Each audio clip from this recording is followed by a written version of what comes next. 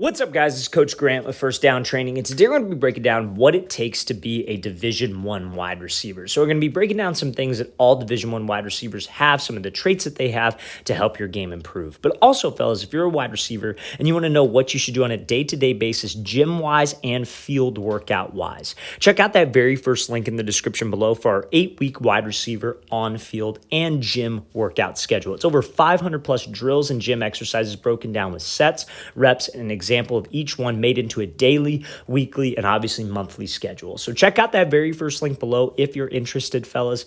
Let's get started with this video. So this first example here is just a way to beat more talented DBs, right? So we talk a lot about this on this channel, is when you get to that Division I college level, you're going to be going up against DBs who are extremely talented. Every single DB on that field was the best DB on their high school team, right? So a lot of times high school wide receivers get caught up in it. And, they run good routes. They get separation, they get open. But at the end of the day, you're going up against scrubs sometimes. You're going up against guys who will never play Division I college football, never play even college football. And that's just the fact of the matter is because it's a very hard thing to do to play college football. So when you get to that collegiate level and you're going up against a DB, he is very fast. He is very disciplined. He has good technique. He was one of the best guys on his team, especially if you're playing at that Division I level. So you have to be able, as a wide receiver, have some extra tools to your tool belt. You have to be able to react off of this DB and be able to read and gather info.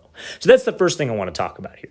So this wide receiver is running a fade route, and this is a perfect example of this. He's got head-up press coverage. So if you follow this channel a little bit, you know that when we have head-up press coverage, it's about reading the DB, seeing how he's going to react, and we react off of it. So this wide receiver comes up and he starts to attack this DB. He's running a fade route, obviously. He sees this DB start to shade to the outside, so he puts his foot in the grass and takes the inside release on a fade. Now, this is one of those things that, every high school wide receiver coach hates. Oh, you should never take an inside release on a fade. But when that DB is taking it away, when you're going up against a talented DB, we cannot force the outside release. We cannot force any route that I run.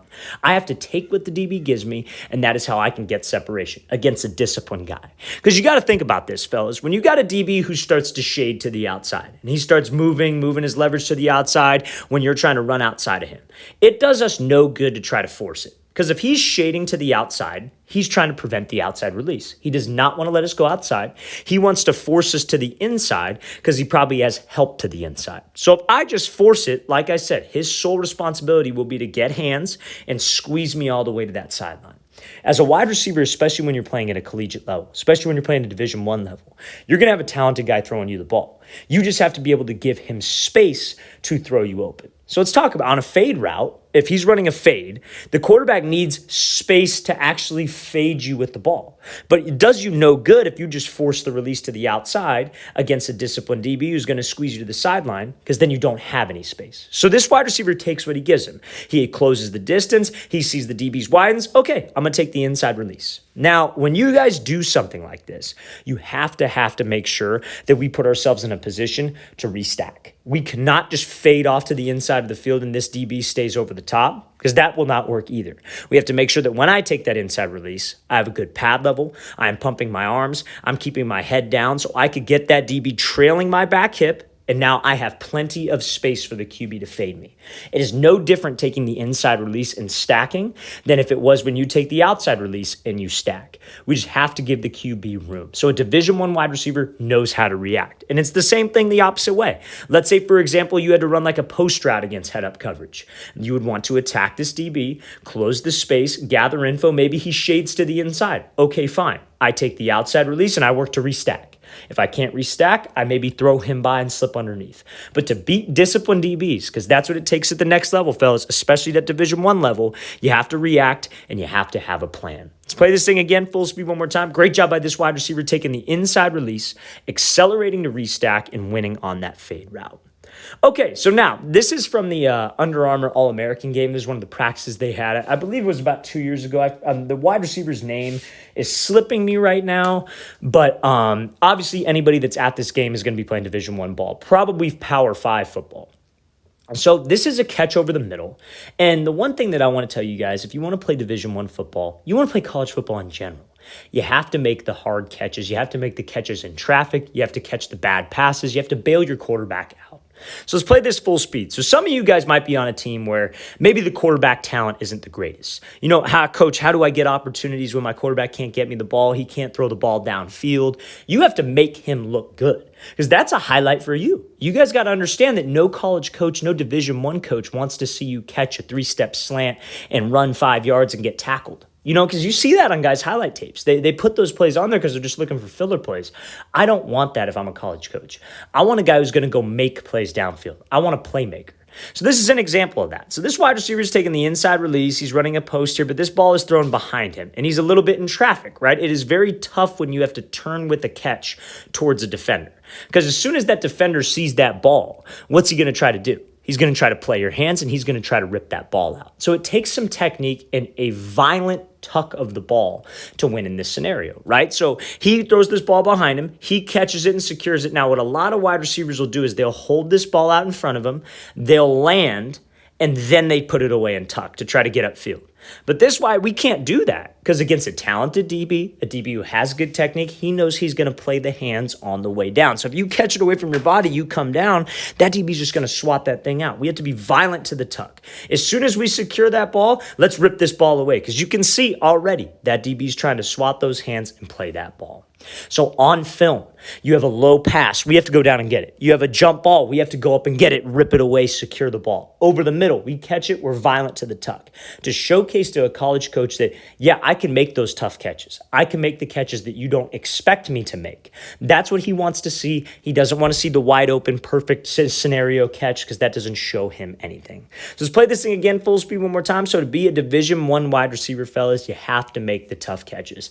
Let's make my quarterback look good. And if I have a good quarterback, let's go out there and make some plays. Let's get those 50-50 catches. Let's get those catches in traffic, the diving catches. That's what you need to show on film.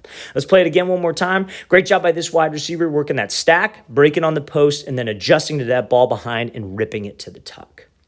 Okay, so now we're going to be showing two examples here of this wide receiver. It's the same wide receiver, by the way, too. It's a bad example of a route and then a good example of a route. But this is Makai Lemon out of Southern California. He's a USC commit, obviously playing Power 5 football. And right now is a clip of him going against a team called Mater Dei. Now, I don't know how many of you are familiar with Southern California football. I live in Southern California, grew up playing football here.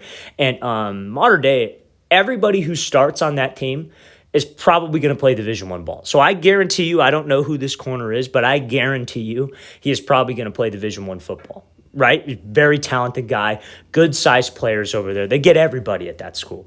Now, again, when you're going up against a disciplined DB, you need to bring more things to the table than what you would do against just some scrub DB, right? If you're going up against a scrub, a lot of stuff that probably would not work against a disciplined guy would work because he's not very good. That's just plain and simple how it is. And again, it's no fault to him, just there are guys that are just better.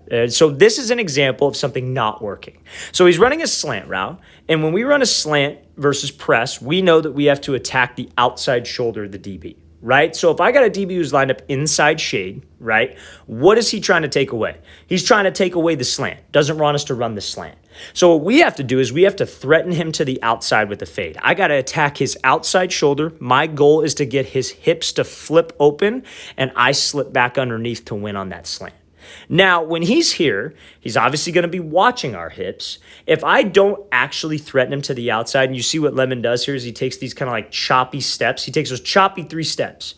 That doesn't make this DB think fade. He's just going to stay patient. He's just going to watch those hips, and he's not going to open up. And he's going to end up running right into him. This is locked down. That is not what we want to happen on this play because he didn't sell the fade. He didn't sell the vertical. He didn't do the little things. If you want to be a Division I receiver, if you want to play college receiver, you have to do those little things correctly. So instead of taking choppy steps, maybe we should attack that outside shoulder hard. Maybe we should run in full stride, run with full speed, try to force him to open up his hips and make it look like that fade.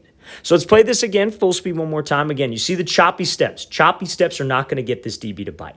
So now let's look at the same scenario here. So this is him working an actual live game scenario against American Heritage. Now, I would assume that American Heritage is a pretty big deal, pretty big school in Florida. And I would assume this corner probably is going to play Division I football as well.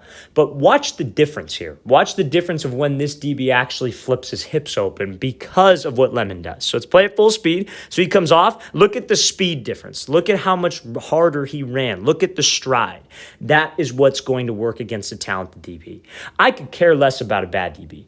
I want what's going to work against the best guys. And this has been proven to work time and time again because you see it on Sundays. So again, inside shade, how do I get a separation on a slant? I got to attack his outside shoulder. My goal is to get his hips to open up, and I slip underneath him. So he comes off here. He's patient, but watch the difference in stride. Watch the difference in speed. He's running full speed, full stride, and look what that DB does. Opens up the hips to that fade.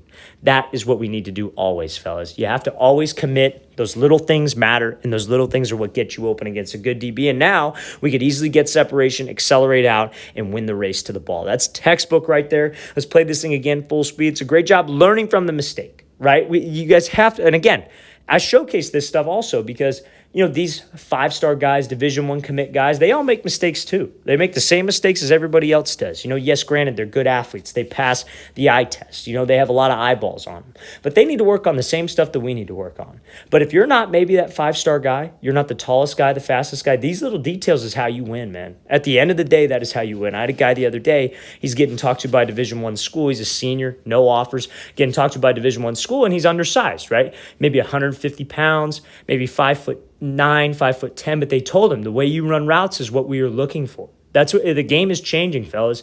Offenses are changing. Colleges are changing. They're looking for those guys who can run good routes and get separation. Let's play this thing again, full speed one more time. Great job hesitating and then selling that fade by running in full speed, running in full stride, and getting separation. All right, fellas, I really want to thank you for watching. I really appreciate it. If you guys have any questions at all, please don't hesitate to leave those in the comment section below. Always appreciate the feedback. It's always great to hear from you guys. And again, fellas, if you'd like a full 8-week wide receiver gym and on-field workout schedule, everything you need to do in the gym and on the field for wide receivers, check out that very first link in the description below. I'll see you guys next time.